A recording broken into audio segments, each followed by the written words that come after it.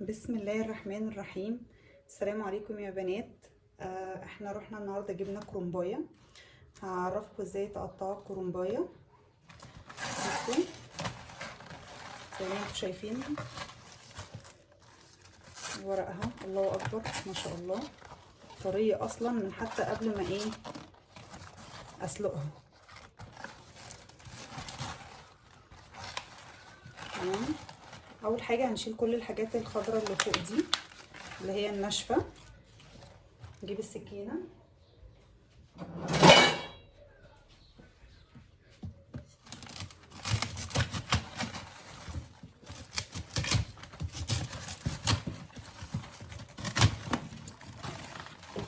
كده اصلا زي ما انتم شايفين انها بتتقطع لوحدها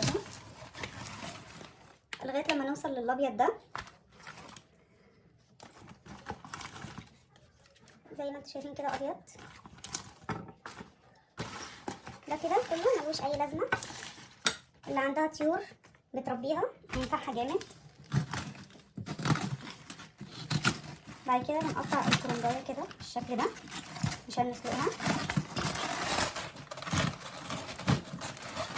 ما شاء الله اللهم بارك، لسه منديه بنداها اهو زي ما انتم شايفين. بصوا حاجه كده جميله.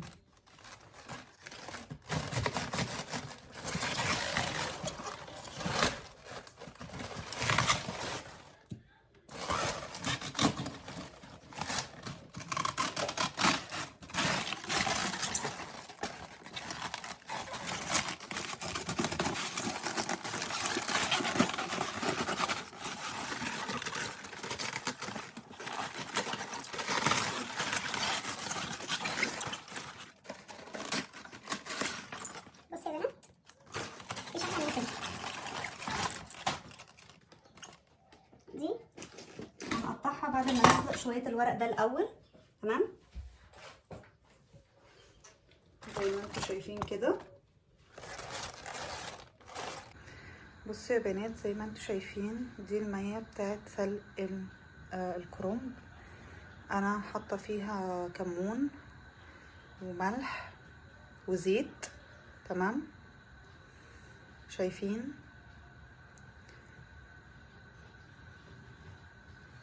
هناخد بقى الكرنبايه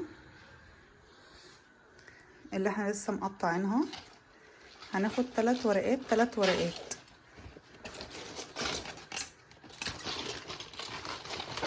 ثلاث ورقات وهننزلها بالراس او العرق، يعني هنخلي العرق اللي تحت كده.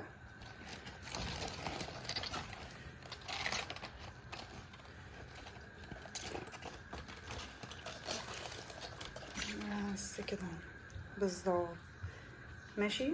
ومع الوقت هتلاقي اصلا كده كده الورقه نزلت لوحدها كده كده. الورق طري. في ورق لو انت جيتي ناحيته هتلاقيه اتكسر منك، فده مش بتبقى كومبايه حلوه، بس احنا برضو بنحاول نعالجها على قد ما نقدر زي ما انتوا شايفين. بتغلي اهي. تعالي شوفي ايه رايك. شايفاها هنا، عايزة اشوفها في الحلقة. روحي هاتي كرسي وتعالي شوفي معايا. يعني بنسيبها بتاع دقيقه دقيقتين كده، ما تسيبهاش كتير عشان خاطر ما تتهريش، بالذات اللي بيبقى في الاول انت بتحطي الورقه فوق الورقه، فاللي تحت خالص بيطلع عليه الورق كمان الجديد، فبيستوي بزياده مع السخونيه بتاعه الورق. ناشف ده ناشف في ماما تقريبا. فكلهم مش ناشف، واحد بس هو اللي ناشف زي ما انتوا شايفين كده. ما انتوا شايفين اهو. هما شايفين؟ اه بس شايفين اهو. اه اللحمة دي يعني مسكتوها بتتكسر منكم. بتحطها مع مية ليه؟ عشان تتسلق يا سوسو. ايه اللي تتسلق؟ هي الكرنبايه.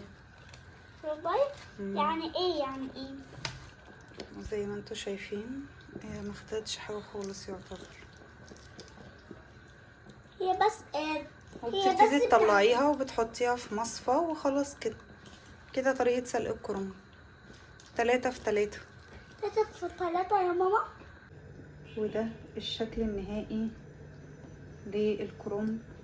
بص بتلمع ازاي وجميلة ازاي، ورقاية جميلة. اللهم بارك، اللهم بارك. زي ما انتوا شايفين ده الشكل النهائي للكرنباي.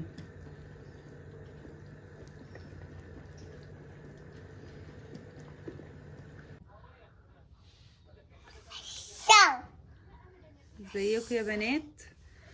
احنا بعد ما سلقنا الكرنبايه زي ما انتوا شايفين كده، انا قاعده بحشيها الصباع اهو.